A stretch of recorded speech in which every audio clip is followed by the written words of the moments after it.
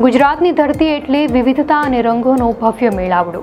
અહીંની સંસ્કૃતિ, કલા અને પરંપરાઓ અદ્ભુત છે। આજે આપણે વાત કરીએ એવા શૌર્યપૂર્ણ નૃત્ય વિશે, જે ગુજરાતની શક્તિશાળી ઓળખને ઉજાગર કરે છે।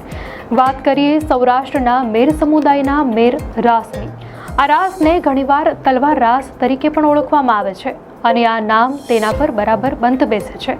આ નૃત્યમાં પુરુષો અને સ્ત્રીઓ બંનેના હાથમાં તલવાર હોય છે।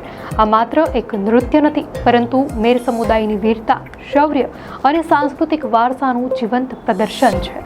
જ્યારે રાસની શરૂઆત થાય છે ત્યારે ઢોલ, શરણાઈ અને ઝાંઝ જેવા પરંપરાગત વાદ્યોનો ધીમો તાલ વાતાવરણને ગંભીર બનાવે છે। જેમ જેમ તાલ વેગ પકડે છે તેમ તેમ નૃત્યમાં પણ જોશ અને ઉત્સાહ વધે છે। નૃત્યકારો હાથમાં તલવાર લઈને તેને હવામાં ફેરવે છે અને એકબીજા સાથે ટકરાવીને યુદ્ધ કળાના દાવપેચ પ્રદર્શિત કરે છે। આ દ્રશ્ય એટલું આકર્ષક હોય છે કે જોનારની આંખો પલકારા માર્યા વિના પણ તેને જોતી રહે છે। આ રાસમાં મેરાણીઓ ઘેરદાર ચણિયા ચોળી પહેરે છે, જે પરંપરાગત ભરતકામ અને આભલાથી શણગારેલા હોય છે, અને પુરુષો પણ ખેસ અને પાઘડીથી સજ્જ થઈને રાસની શોભા વધારે છે।